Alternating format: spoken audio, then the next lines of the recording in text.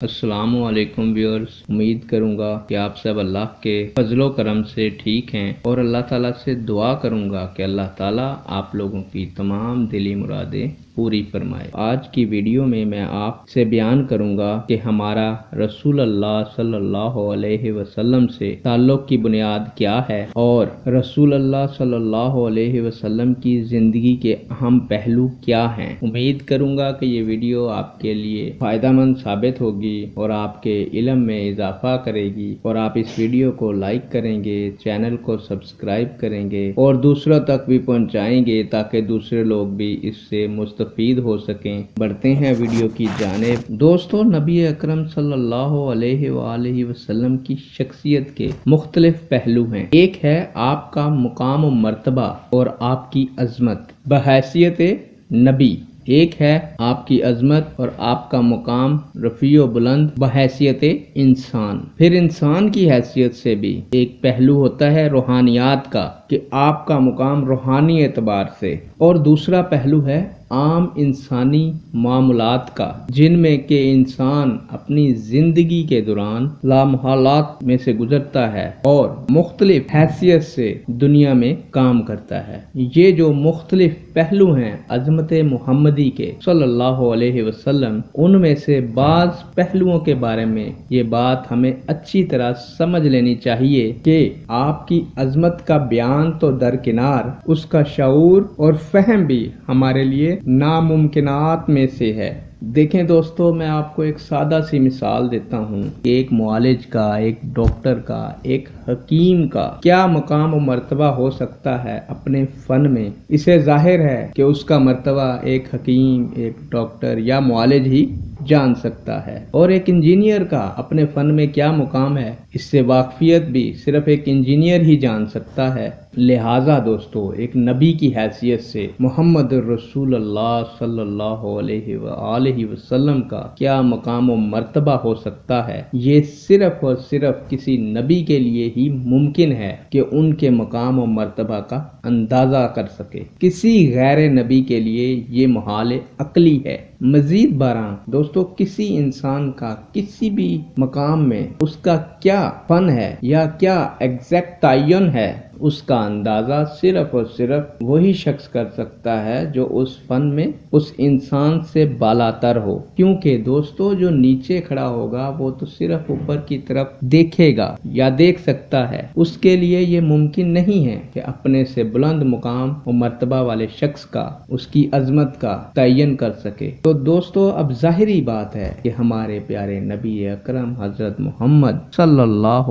علیہ وآلہ وسلم سے بلند و بالا مقام کسی نبی کا نہیں، تو لہٰذا کسی نبی کے لیے بھی یہ محال عقلی ہے کہ وہ حضور صلی اللہ علیہ وآلہ وسلم کہ اصل مرتبہ اور مقام کو سمجھ سکے۔ دوستو، اسی طرح روحانی اعتبار سے حضور صلی اللہ علیہ وآلہ وسلم کا کیا مقام و مرتبہ ہے، ظاہری بات ہے کہ ہم جیسے لوگوں کے لیے اس کا شعور یا ادراک ممکن نہیں ہے۔ چند باتیں میں آپ سے عرض کر دیتا ہوں۔ بعض اعتبار سے خود حضور صلی اللہ علیہ وآلہ وسلم نے انہیں واضح کیا کہ یہ تمہارے لیے ناممکن ہے کہ سمجھ سکو۔ مثال کے طور پر حضور صلی اللہ علیہ وآلہ وسلم صوم وصال رکھتے تھے۔ صوم وصال اسے کہتے ہیں دوستو کہ صبح روزہ رکھا اور شام کو افطار نہیں کیا، اور وہی روزہ رات سے گزر کر صبح اور پھر اگلے دن شام کو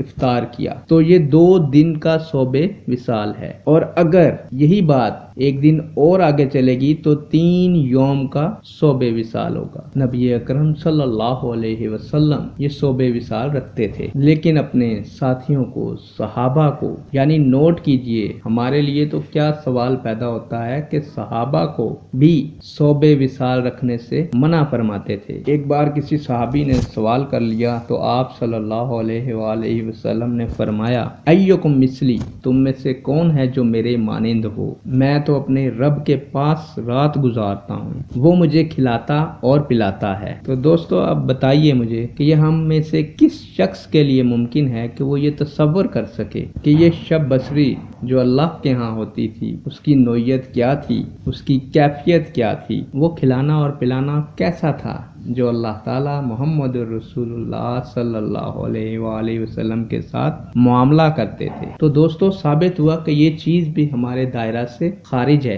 اچھا دوستو، میں تو یہ اپنی بات کر رہا ہوں، لیکن میں سمجھتا ہوں کہ بڑے سے بڑے صوفی، بڑے سے بڑے ولی اللہ کے لیے بھی یہ ممکن نہیں کہ حضور صلی اللہ علیہ وآلہ وسلم کے روحانی مقام کا پورا ادراک کر سکے۔ ان دونوں پہلوؤں سے جب ہماری عقلیں، ہمارا فہم اور شعور عاجز ہے، تو اس کا مفہوم یہ ہوا کہ اس کو بیان کرنا ہمارے لیے بہت بڑی خطا اور غلطی ہے۔ یہ بہت بڑی خطا اس اعتبار سے نوٹ کیجئے، مثال سے آپ کو بات سمجھ آ جائے گی کہ کسی دیہاتی کی کوئی مشکل تھی، کوئی مسئلہ تھا، کوئی کام تھا کہ جسے ایک شہری بابو نے حل کر دیا، اور وہ شخص جو شہری تھا وہ ڈپٹی کمشنر تھا، یعنی ایک شہر کا کمشنر تھا، لیکن اس دیہاتی نے اسے دعا دی کہ اللہ تجھے پٹواری بنائے، اس لیے کہ اس دیہاتی کے لیے سب سے بڑا عہدہ، سب سے بڑی کرسی والا ایک پٹواری ہی تھا، کیونکہ پٹواری کی تھوڑی سی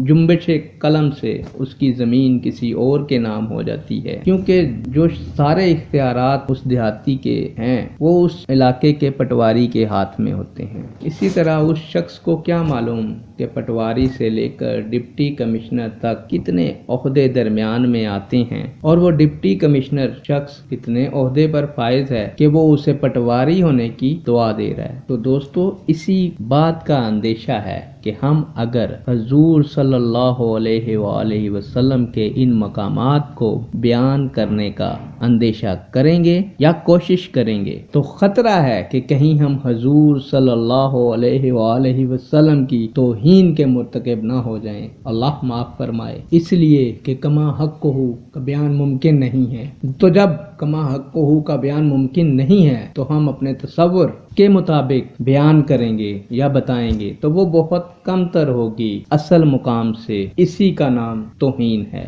کہ ہم کسی ایسے شخص کی، ایسی ہستی کی عزت و تکریم اور مقام کے بارے میں بیان کریں اور ہمیں ان کے رتبے اور مقام کا صحیح علم نہ ہو۔ دوستو، شیخ سعدی رحمت اللہ علیہ نے نہایت سادگی کے ساتھ اس ساری گفتگو کو سمو دیا صرف اپنے 2 اشعار میں کہ جتنا ان کا حق ہے وہ ممکن ہی نہیں کہ ہم بیان کر سکیں۔ تو دوستو، ہم اس اشعار کو کہ بعد از خدا بزرگ تو ہی قصہ مختصر کو سمجھنا ہے کہ اللہ کے بعد آپ صلی اللہ علیہ وآلہ وسلم ہی کی ہستی ہے جو عظیم ترین ہے۔ اب ہم اسے کس طرح بیان کریں، کیا بیان کریں، وہ تو ہمارے تصور سے بھی بلند و بالا ہیں۔ تو دوستو، اس بات سے ثابت ہے کہ حضور صلی اللہ علیہ وآلہ وسلم کی عظمت، ان کی شان، ان کے مقام کے بارے میں صرف اور صرف اللہ تعالیٰ ہی بیان فرما سکتے ہیں۔ میں نے 2 اعتبار سے آپ لوگوں کو